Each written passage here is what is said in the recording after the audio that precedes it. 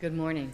Good morning. I'm Marlana Rice. I've been a member here since an official member since 1985, but I came earlier.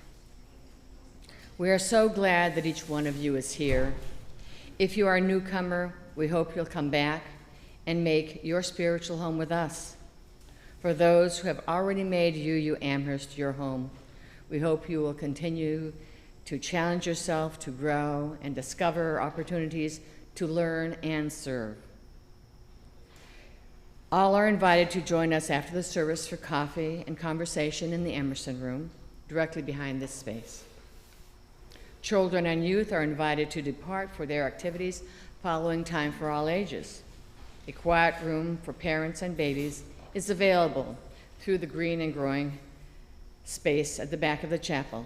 And there is a speaker in the adjoining living room space so that you can still hear the service. For those who are gathered in the chapel, I urge you to either place your phone on airplane mode or turn it off completely to free up web bandwidth for the live stream. Please do so now. That's what I ran down and did just a moment ago.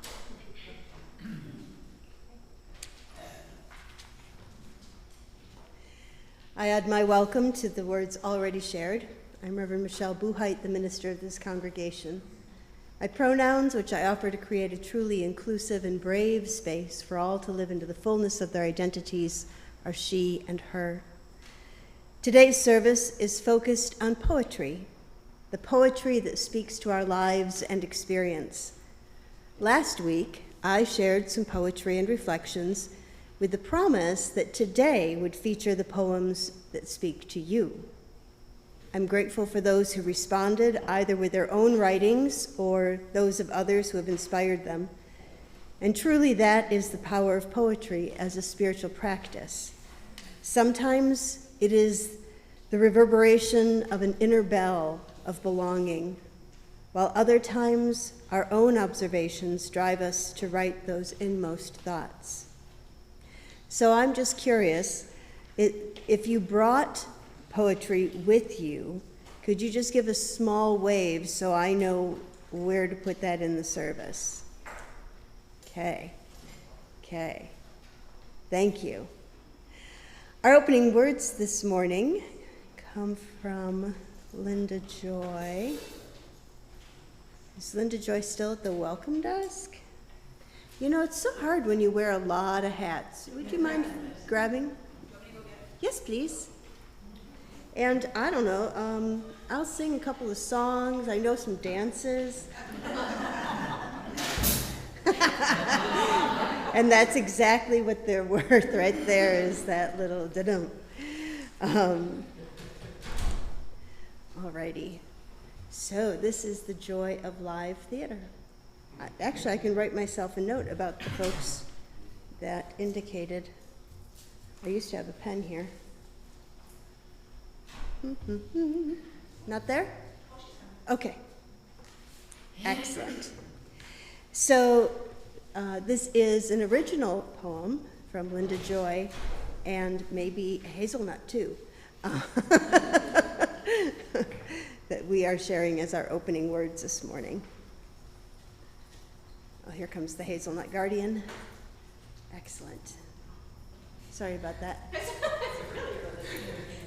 okay, it's all part of the whole thing. You'll understand why I wrote this poem after you hear it. Good example. Okay, my poem is called Altered Ground.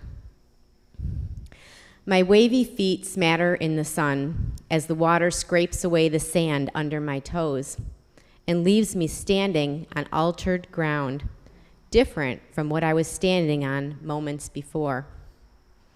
I suck in my breath, bracing for the surge of water, sure of its coming, only unsure of how high or how long.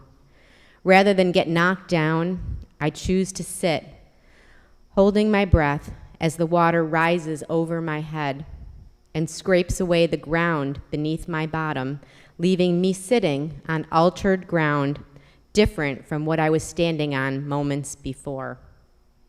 The relentless power, unpredictable in its duration and tenacity, wearing down my strength, I lie down to rest and conserve, holding my breath as the water covers me and scrapes away the sand from under my body, leaving me lying on altered ground, different from what I was lying on moments before. Sensing a calming, I breathe deeply, slowly. I peel myself forward to sit, the tide receding. To the right, I see the loved ones, alive now only in my heart and memories, a huge group waving and smiling at me. To the left, I see my children walking confidently, laughing, anticipating, heading away from where I sit alone. I slowly stand and walk to my husband near the water's edge, bent over, hands clasped behind his back, searching for shark's teeth. Our dog sees me coming and runs to greet me.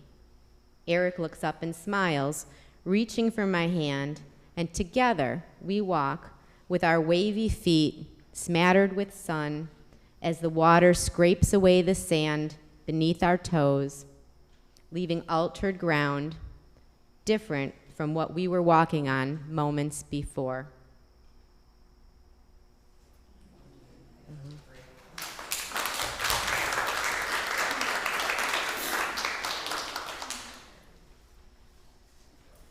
There's something extra magical about hearing heartfelt words directly from the person who wrote them. So thank you, Linda Joy.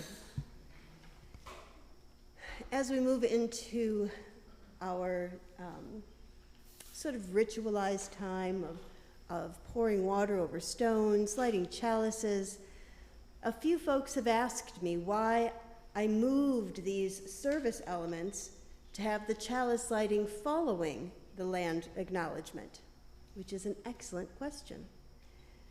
That was the order of things at Summer Institute, or CIRCE. As I pondered why the land acknowledgement would come first, it came to me that it was important to ask forgiveness and indeed permission of the land before we stake our claim with the lighting of our chalice, of us really putting ourselves in this place. This land is older than any of us and will outlive all of us. We are guests in a world of kinship that we are only beginning to understand. So we honor the land. We ask forgiveness of the land, and we covenant with the land. And only then can we draw the circle of fellowship that represents this beloved community.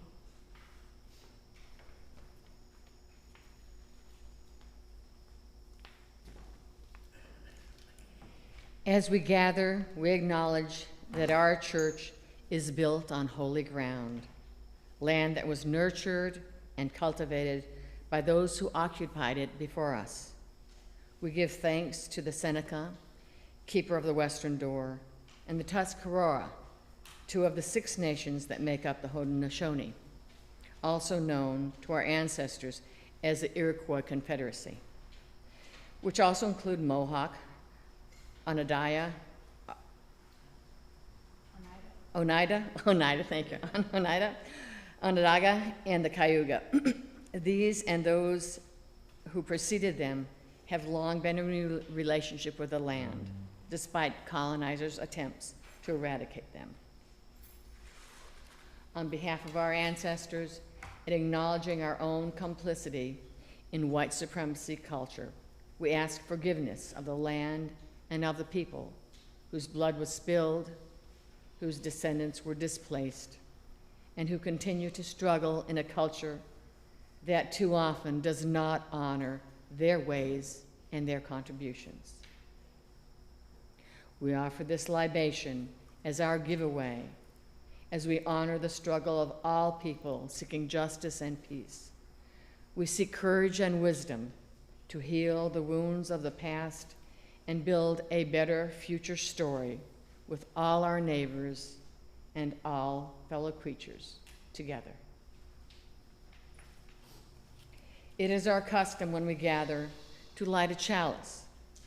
The chalice is a cup or vessel that symbolizes the gathered community. The flame represents the spark that each of us brings to represent the light of truth, the warmth of community, and the fire of commitment to bring more compassion and justice to the world. Today, we light the chalice with these words from the UU minister and historian, David Bumbaugh. We are here dedicated to the proposition that beneath all our differences, behind all our diversity, there is a unity that binds us forever together. In spite of time and death and space between the stars, we pause in silent witness to that unity. Please join me in our shared response. Gather this hour as people of faith, with joys and sorrows, gifts and needs. We light this beacon of hope, sign of our quest for truth and meaning, in celebration of the life we share together. Our song of intention this morning can be found in the Teal hymnal. It's number 1000, which is actually the first song. Morning has come.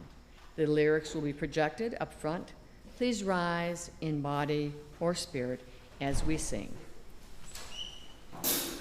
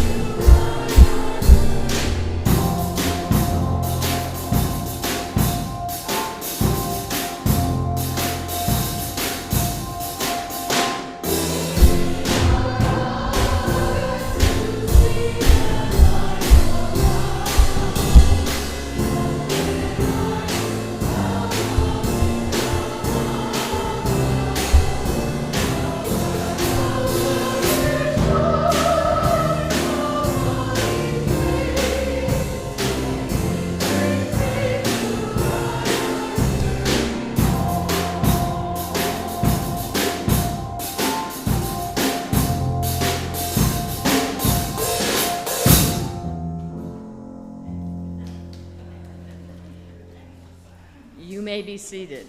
Wow. A hand for the.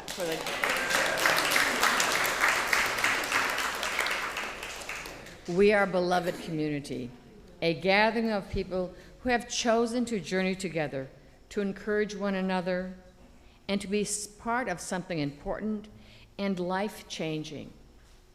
Because we aspire to be such a people, we make bold promises about how we will be with one another. Whether today is your first time or you've made UU Amherst your longtime home, you are invited to share in our sacred promise.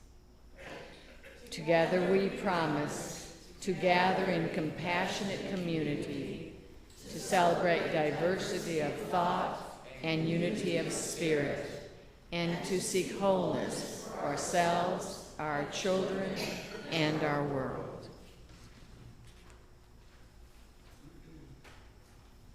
It is our custom when we gather to bring our whole selves into this space, our joys, our concerns, our sorrows, all of it, our fears.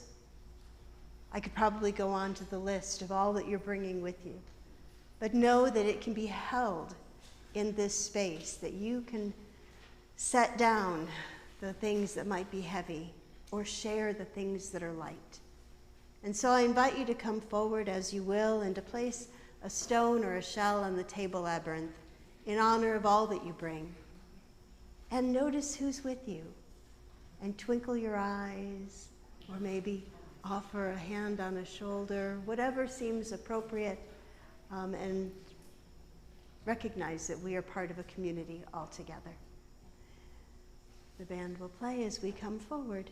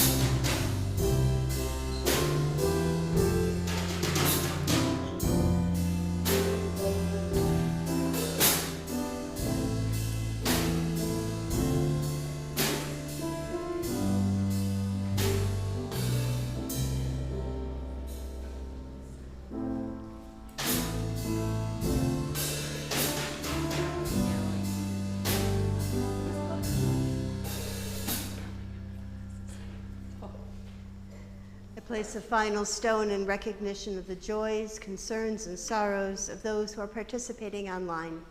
You too are embraced by this community. We share a few breaths as we expand our circle to include those who we carry in our hearts but who may not be present. We bring into our circle of love and care those who are ill. We think of Gloria Knight, who's had a bit of a setback. Please hold her and Joe in your hearts. We lift up Karen Thompson, who's experiencing some difficulty. Catherine Chakowski, Joanne Schaefer. And we make space for the folks that I may not know about, but that you are carrying in your hearts. We hold those who are in pain, either in body or spirit, those who are lonely, overwhelmed, and feeling lost, and those who, for generations, have been wronged. We are part of a web of life that makes us one with all humanity, one with all the universe. We are grateful for the miracle of consciousness that we share, the consciousness that gives us the power to remember, to love, and to care. May it ever be so in our lives. Amen, and blessed be.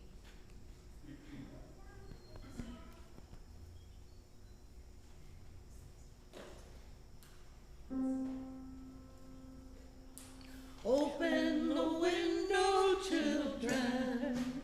Open the window now. Open the window, children. Open the window, let the dove fly in. Open the window, let the dove fly in. Mama and Papa are fighting like snakes. Open the window, let the dove fly in. Baby is a-crying like her heart will break. Open the window, let the dove fly in. Open the window, children. Open the window now. Open the window, children. Open the window, let the dove fly in. Open the window, let the dove fly in. Neighbors lock their doors, build the fences high. Open the window, let the dove fly in. Don't see what's on the other side. Open the window, let the dove fly in. Borders round countries, borders round the sky. Open the window, let the dove fly in. The only border close to you is the border around your mind. Open the window, let the dove fly in. Open the window, children. Open the window now. Open the window, children. Open the window, let the dove fly in.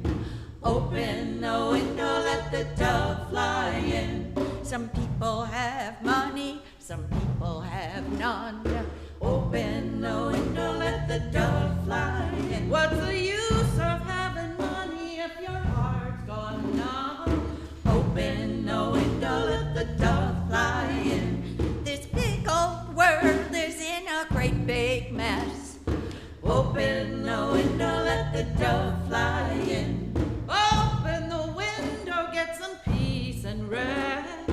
Open the window, let the dove fly in. Open the window, let the dove fly in. Open the window, let the dove fly in. Open the window, let the dove fly in.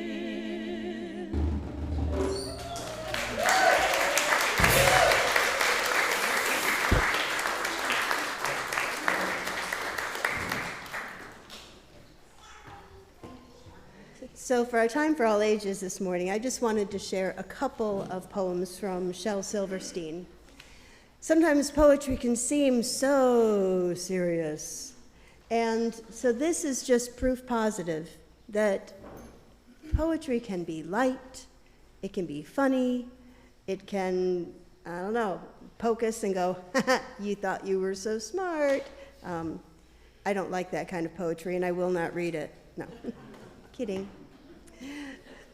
So this first poem is entitled Scale.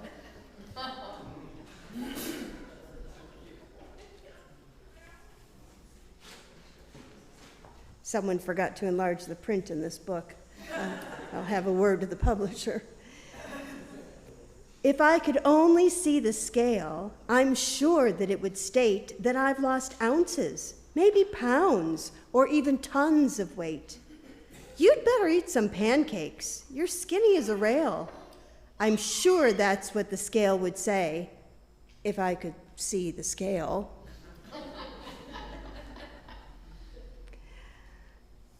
This one is entitled Pinocchio. So I am assuming that most of you know the story of Pinocchio, whether you've heard it read to you or watched the Disney movie, or somehow in cultural awareness, Pinocchio is in your mind, because this follows the story, kind of. Pinocchio, Pinocchio, that little wooden blokio, his nose, it grew an inch or two with every lie he spokio. Pinocchio, Pinocchio, thought life was just a jokio, till the morning that he met that cat and the fox in a long red cloakio. They cried, "Come on, Pinocchio, we'll entertain the folkio. On puppet strings you'll dance and sing from Timbuktu to Tokyo." Pinocchio, Pinocchio, got sold to a traveling shokio, got put in a cage by a man in a rage with a stick to give him a pokio. So Pinocchio, Pinocchio, out of that cage he brokio, to the land where boys just play with toys and cuss and fight and smokio. Time doesn't always do these favors. Pinocchio, Pinocchio, he finally awokio, with donkey ears and little boy tears, and his poor wooden heart was brokio. So back home ran Pinocchio as fast as he could go-kio, but his daddy had gone to sea, so off to sea went Pinocchio. Pinocchio, Pinocchio, he got quite a soakio when he lost his sail and got ate by a whale, and it looked like he was gonna crokio. But Pinocchio, Pinocchio, a fire he did stokio inside that whale who sneezed up a gale and blew him out in the smokio. Pinocchio, Pinocchio, next morning he awokio, and he had no strings or puppety things, and his donkey ears had disappeared. And his nose, surprise, was the normal size, and his body felt fine, not made of pine. And he cried, "Oh joy, I'm a real boy, and everything's okie dokio." And one last one. This is called Hard to Please, and I don't expect you to be able to see that print, but this is meant to be done all in one breath. And so I do have paramedics on hand in case this doesn't work out so well. Hard to please. Elaine gives me a pain, Jill makes me ill, Winnie's a ninny, Orrin is boring, Millie is silly, Rosie is nosy, Junie is loony, Gussie is fussy, Jackie is wacky, Tommy is bombing, Mary is scary, Tammy is clammy, Abby is crabby, Patty is batty, Maisie is lazy, Tiny is whiny, Missy is prissy, Nikki is picky, Ricky is tricky, and almost everyone makes me sicky.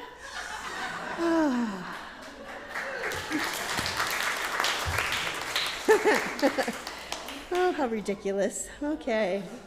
And with all those deeply theological ideas shared with you, let's sing our children and youth off to their programming.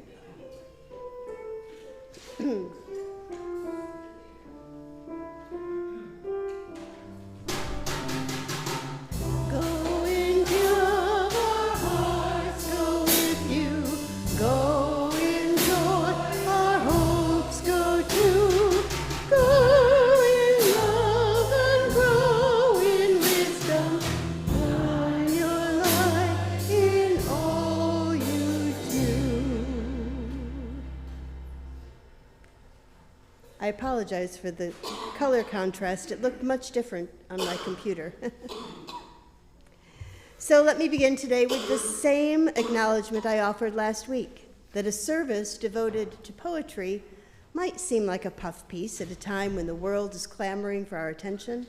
Countries are at war, people are suffering, and there are fewer than 90 days, I think we're down to 80 days, to the presidential election. And that is exactly why we need not just one service based in poetry, but a second service based in poetry. These are tough times, and we are in this for the long haul. And we need to become long haul people.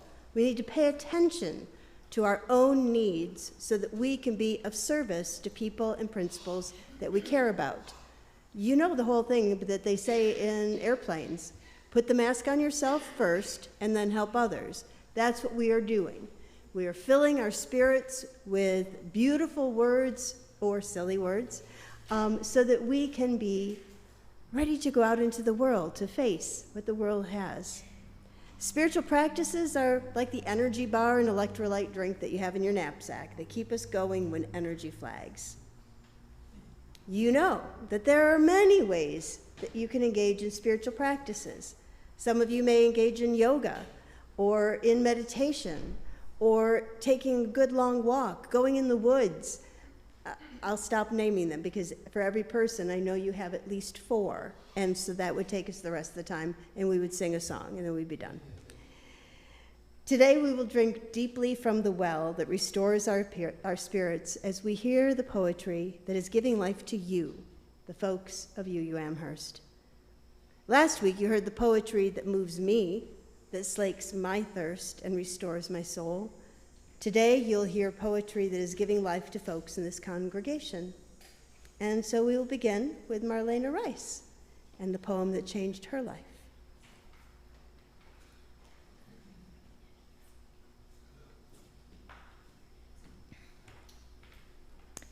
When Michelle put out a call for poems which we enjoyed or found meaningful, my immediate thought was the poem Ithaca by P.C. Cavafy. This poem and my first and second hearings of it changed my life. I heard it first at this church from the pulpit. And when it was posted in the newsletter, I cut it out and put it on my refrigerator. So now the story begins. I had come here the first time only because my older son needed a religious badge because of Boy Scouts. And this church allowed me to claim it as my religion. Even though I was not a member. So, to be honest about claiming this church, and by the way, it was the secretary that said, oh yeah, you can claim the church. I called her, said, you know, I need a church, can I claim yours? She said, sure. So I did. And to be honest, my son and I came once. And 2 or 3, and we didn't come again for quite a bit. So 2 or 3 years later, my younger son was struggling and actually crying at night because his friends were getting ready for their first communion, and they were talking about Jesus this and God that, and I was an atheist, and I was raising him as a good atheist. Norse mythology, Greek mythology. Well, he wanted to know more about Jesus and God, so I knew where to take him. So that Sunday, I took both my boys. I bribed the older one because there was a toy store down the street, and I said, I'm going to go there afterwards. If you want to go there, you got to go. So the boys and I came here, and Carl Titchener, the minister at the time, said, I haven't read this poem in 2 or 3 years. But I'm going to read it today. And so he read the poem, Ithaca, and here it is. As you set out for Ithaca, hope your road is a long one, full of adventure, full of discovery. Lestargonian, Cyclops, the angry Poseidon, don't be afraid of them. You'll never find things like that on your way. As long as you keep your thoughts rised high, as long as a rare excitement stirs your spirit and your body. Lestargonian, Cyclops, wild Poseidon, you won't encounter them unless you bring them along inside your soul, unless your soul sets them up in front of you. Hope your road is a long one. May there be many summer mornings when with what pleasure, what joy, you enter harbors you're seeing for the first time. May you stop at Phoenician trading stations to buy fine things, mother of pearl and coral, amber and ebony, sensual perfumes of every kind, as many sensual perfumes as you can. And may you visit many Egyptian cities and learn and go on learning from their schools. Keep Ithaca always in your mind. Arriving there is what you're destined for. But don't hurry the journey at all.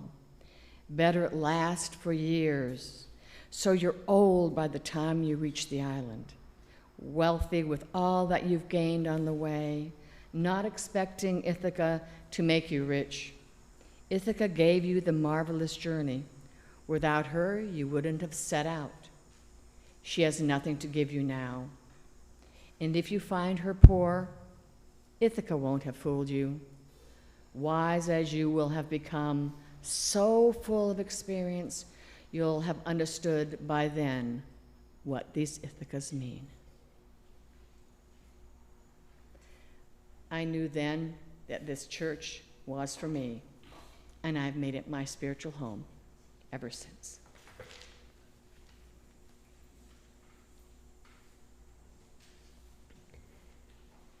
So we're going to take just a little sort of spiritual breather. It's the whole point of the practice of Lectio Divina, which means literally the holy word or divine reading.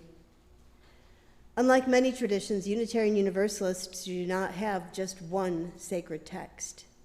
We find inspiration and holiness in many texts, those written by humans, as well as that which is written upon the world in sunrises, sunsets, the power of storms. So Lectio Divina, in this practice, is a poem or piece of scripture or some other meaningful writing and that is shared. Silence is held, and then the poem or reading is shared again. I'm going to read a poem by a poet that may well be above you. Actually, he's about 10 feet above you. It's my spouse, Les Buhite. I will read it, we'll hold the silence, and then I'll read it again. So breathe. Feel free to close your eyes or soften your gaze. The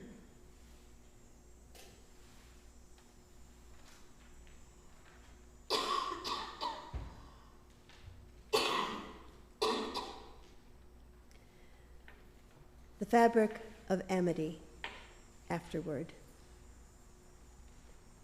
It begins with these words from Yoshino Yoshiko. As if mending socks, I repair my mind and live on.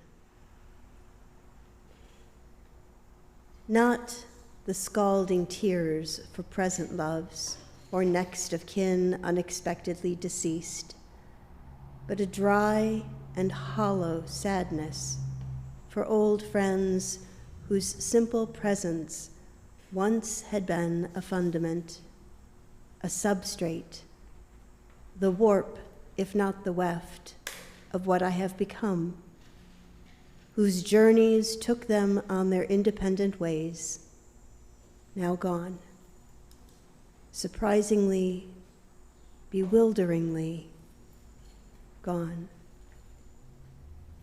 And as the mournful news unfolds, thin threads of memory start to spool and then unspool, and silently I'm piecing, patching, stitching, darning some fresh footing in an oddly threadbare world. Is it too late to wonder now what was the fabric of their later lives?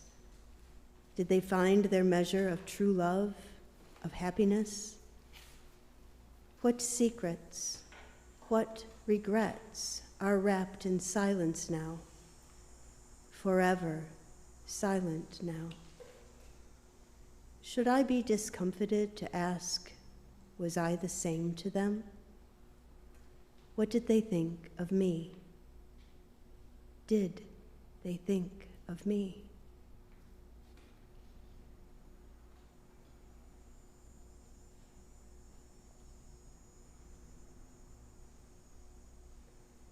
The fabric of amity, afterword. With these words by Yoshino Yoshiko. As if mending socks, I repair my mind and live on. Not the scalding tears for present loves or next of kin unexpectedly deceased, but a dry and hollow sadness for old friends, whose simple presence once had been a fundament, a substrate, the warp, if not the weft, of what I have become, whose journeys took them on their independent ways, now gone. Surprisingly, bewilderingly gone. And as the mournful news unfolds, thin threads of memory start to spool, and then unspool, and silently I'm piecing, patching, stitching, darning some fresh footing in an oddly threadbare world.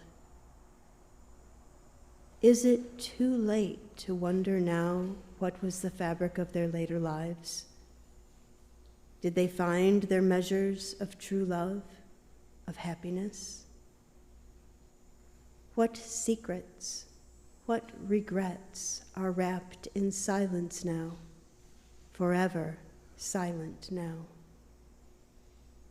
Should I be discomfited to ask, was I the same to them? What did they think of me? Did they think of me?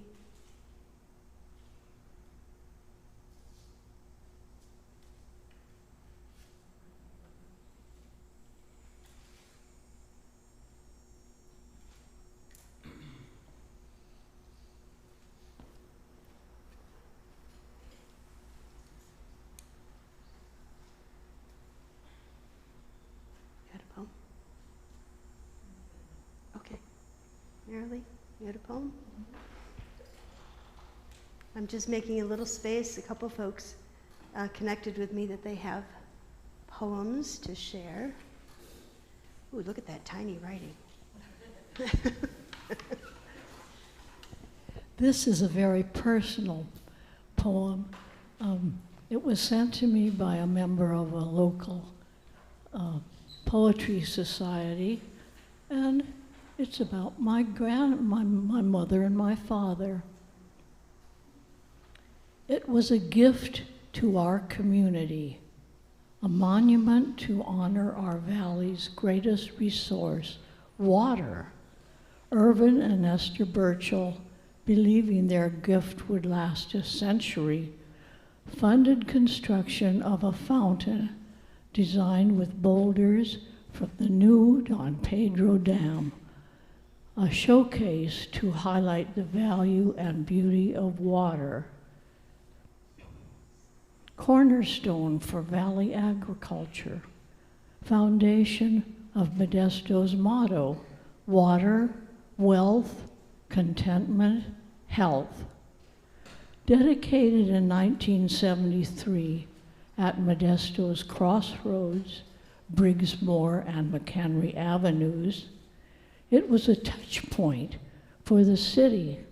To residents' delight, dancing water spouted from a corral of stones into a serene aquamarine pool, bathed with colored lighting at night, entertaining families for years.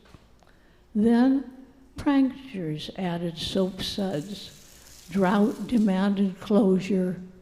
The empty fountain basin invited skateboarders, graffiti, and homeless camping. Maintenance costs, pump failure, deterioration finally took its toll behind the privacy of a screen. Today, the fountain is a turn lane into a river of asphalt. Wow, thank you. I'm glad you told me you brought a poem. Marcia.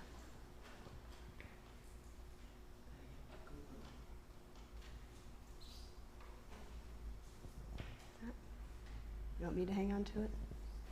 Yes, please. This is one of my favorite poems as a child, and I think I was allowed to read it over the PA system when I was in 5th grade. It's by Robert Louis Stevenson. How do you like to go up in a swing, up in the air so blue, Oh, I do think it is the pleasantest thing ever a child can do. Up in the air and over the wall till I can see so wide, rivers and trees and cattle and all over the countryside, till I look down on the garden green, down on the roof so brown. Up in the air I go flying again, up in the air and down. Thank you. Was there some familiarity? Did I hear some voices? Thank you.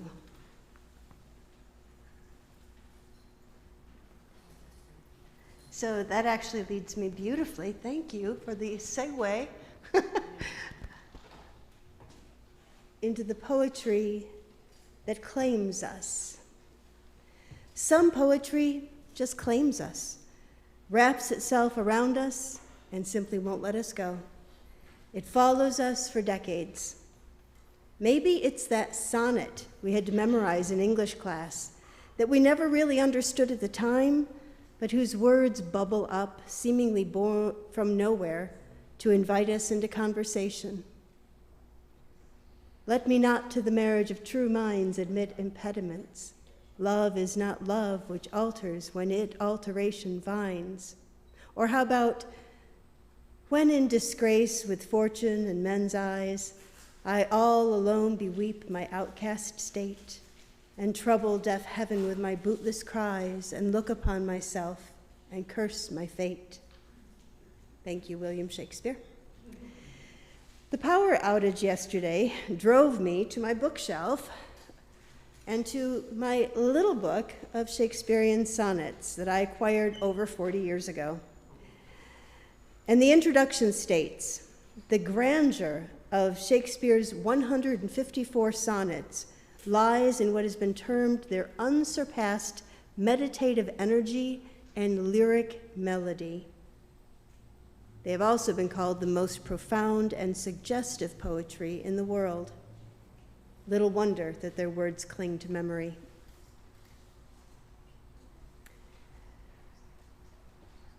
Another type of poetry is scripture. Now, when I say scripture, possibly what comes to mind is a passage from a holy book, and with that passage there may be unwelcome associations or traumatic experiences that sour what others may find comforting.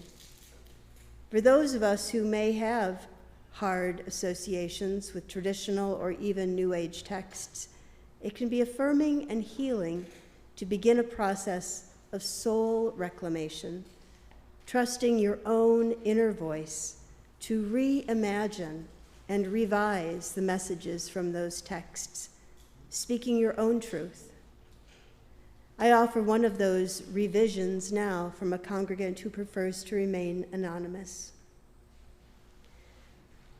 I don't have to believe in a God who would require a father to sacrifice his son, who parted the waters for Moses, sent Noah a message to build an ark to be safe from a flood, who wrestled with Jacob, who provided divine intervention for Joshua to win the battle at Jericho, who would require any kind of blood sacrifice to earn his favor, to allow his son's blood to cancel out a person's sins.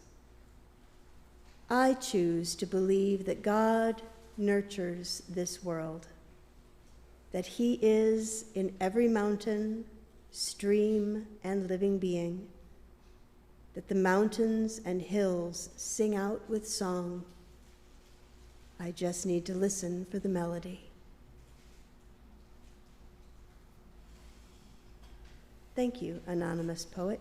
I'm carefully not looking around the room so I don't inadvertently give you away. If you could journey with a poet, who would it be? What attributes attract you to that person's work to keep coming back again and again? For many UUs, the poet that holds our hearts is Mary Oliver. The One World.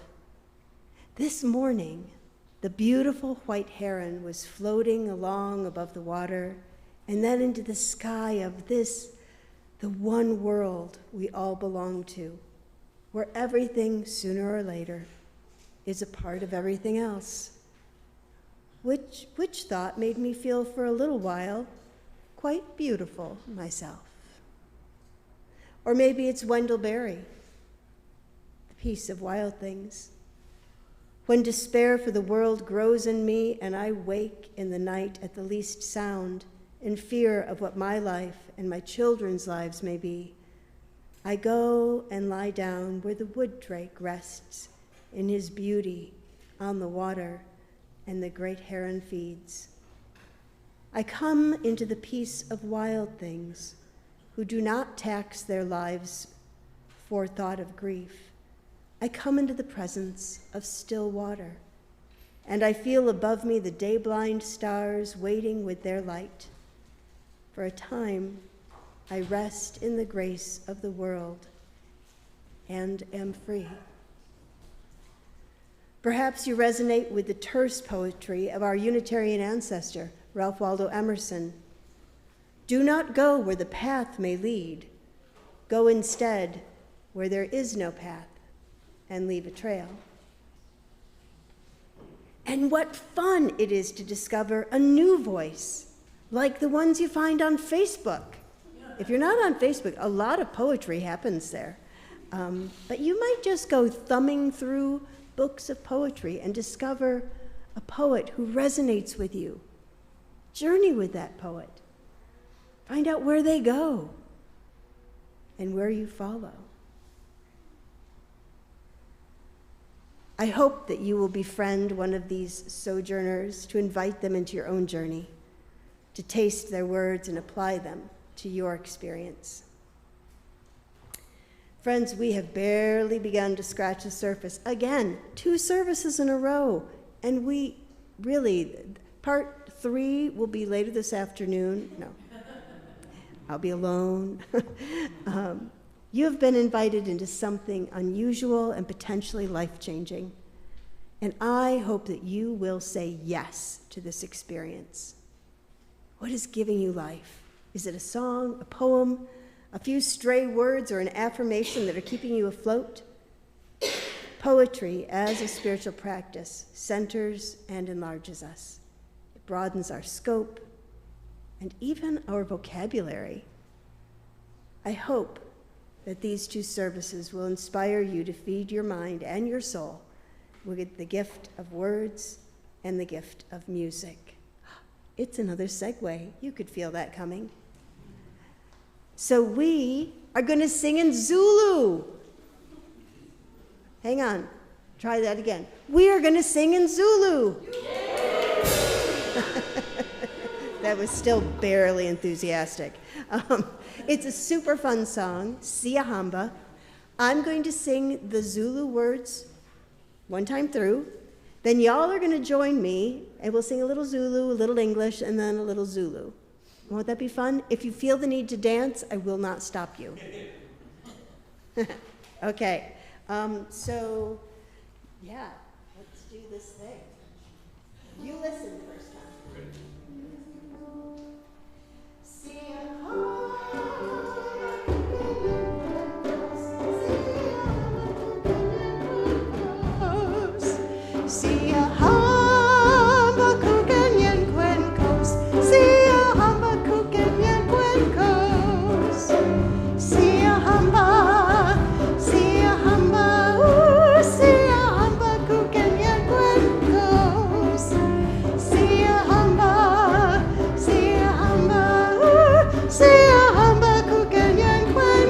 Rise and do it with me. Siyahamba kukanyen cuencos. Siyahamba kukanyen cuencos. Siyahamba kukanyen cuencos. Siyahamba kukanyen cuencos. Siyahamba, siyahamba, siyahamba kukanyen cuencos. Siyahamba.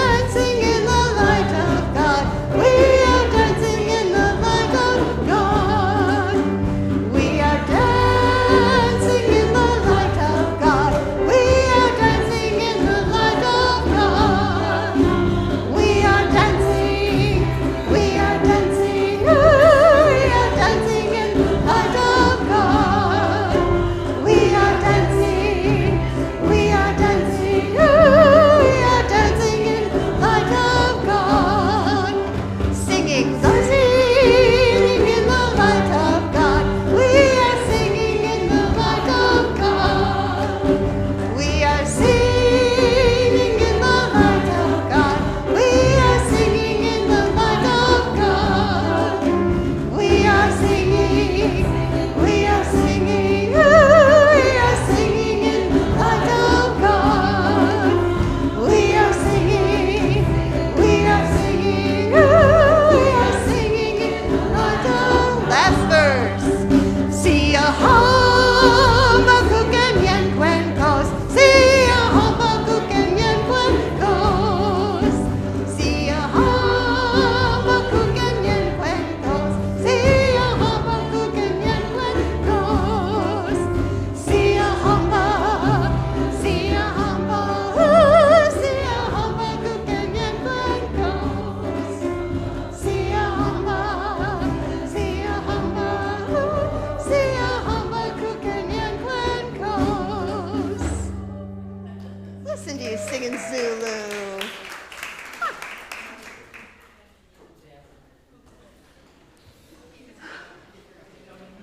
Well, I struggled with that, the African words. But I can't sing anyway, so it's okay. Yeah. That was wonderful. Thank you, Michelle. That was absolutely cool. Thank you, Van. Making time for an offering of gift and pledges is an act of faith, an opportunity for us to acknowledge the good and hardships in our lives. Perhaps this is new to you, but Unitarian Universalist congregations are completely self-sustaining. We do not receive funds from the National Association. We send funds to them. That means your contributions literally keep everything about this congregation in motion. Minister and staff, your contributions. Lights, heat, and AC, your contributions. Paper, website, lawn care, snow removal, garbage collection, and a zillion other inelegant necessities, yours as well. This congregation exists because of you, the acts of service you engage in, and your generous contributions. Every aspect of congregational life is made possible because of the generosity of members and friends. That's you. If you'd like to help pass the baskets along the aisle, please come forward. And if not, perhaps another day. We've got people, yay. The offering will now be gratefully received.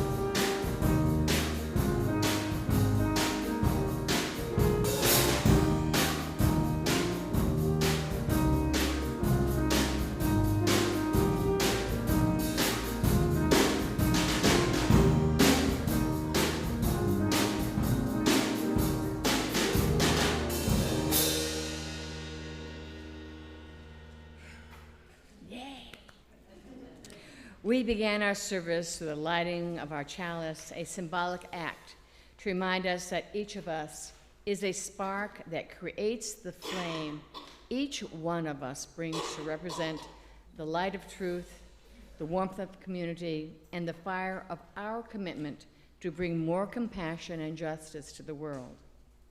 We extinguish this chalice not to quench the flame, but to return it to individual hearts, strengthened by this time spent together, so that we can share our light in the world.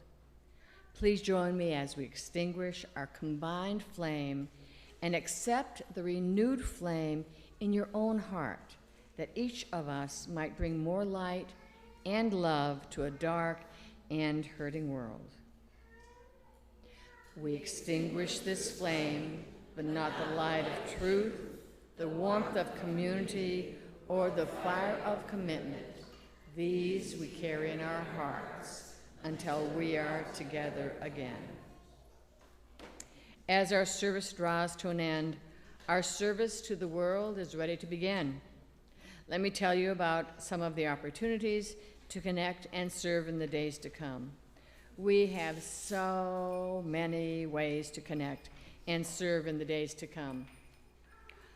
All are invited to coffee and conversation in the Emerson room directly following the service. It's behind you. You'll go through either of the double doors to the back of the chapel, and you can smell the coffee. Are you a singer in search of a song? You are in luck. Choir rehearsals are resuming. See Linda Laurie. Linda, raise your hand. There you go. For more information, and get on the choir email list. With all that is happening in the world, you might find it useful to have a place to share your thoughts, or at least think out loud. You have just the kind of opportunity on Thursday mornings at 10 a.m.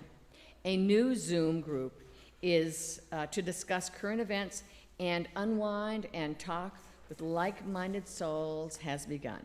See the calendar on our website, or get the link in the Friday weekly update email, or talk to Peggy Cook or Ruth Bowen for information. Peggy, Ruth, either of you here today? Ruth? Ruth is over there. Okay. And now Katie?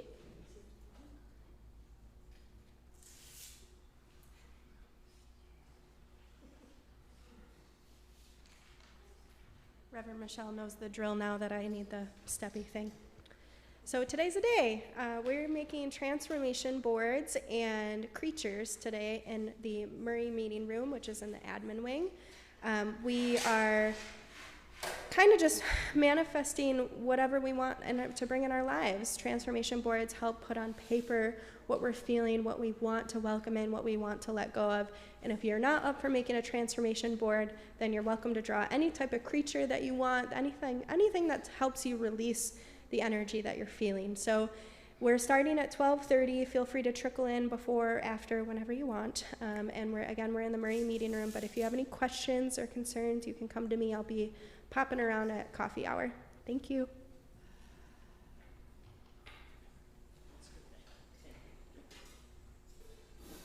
Thank you very much. That sounds like a good opportunity.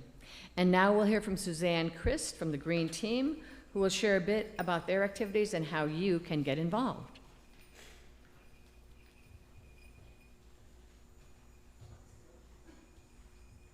Good morning. Good morning. I'm wearing my green jeans I borrowed from Mr. Green Jeans, for anybody old enough like me to remember him, just to tell you about our 3rd annual Green Festival. And I brought a friend with me. His name is Billy. I brought him to make sure you're all awake while I make this announcement. So our 3rd Living Green Festival is going to be the last Saturday in September 28th. It's from 12 noon to 6 p.m. Now don't come at 6 p.m. because it closes at 6 p.m. Come, unless of course you're coming to help with cleanup, which we always love to have people help with that. But come before that so you can really enjoy everything there. We're going to celebrate. There'll be a bounce house. There'll be animal rescue groups. There'll be all kinds of people presenting ideas for green living. There'll be crafts. There will be scavenger hunts, plants, just anything that would spark your interest. You gotta find something there because there's so many things being offered. So come, bring your families, bring your friends, bring anybody you find sort of wandering along the street who looks like they really need something to do, and join Billy and I at the Green Festival.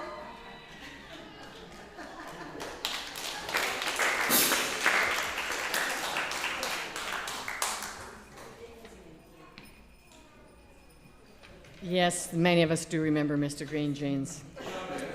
Yes, yes, yes. It is with mixed feelings that we prepare to bid our pianist, James Runfola, a heartfelt bon voyage. Today is his last service as one of our regular pianists as he continues his journey as a music student at Fredonia. And you know what that means? Cake at coffee hour. Please join us and express your appreciation to James for his music and his presence. We look forward to school breaks when he rejoins us and shares his expanding relationship with music.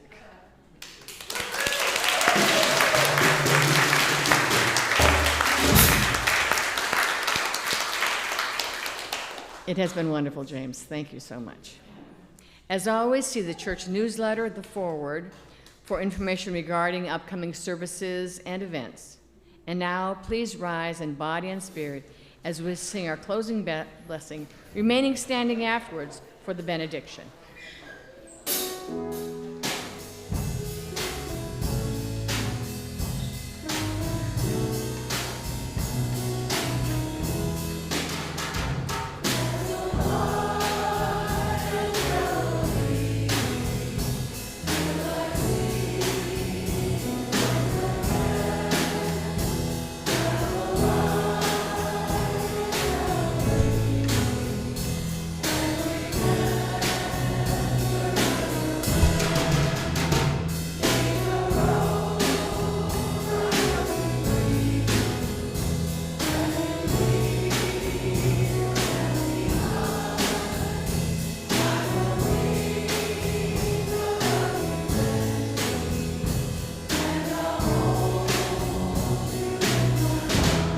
Twinkles, travel on and travel easy till I see you once again. Travel on and travel easy and remember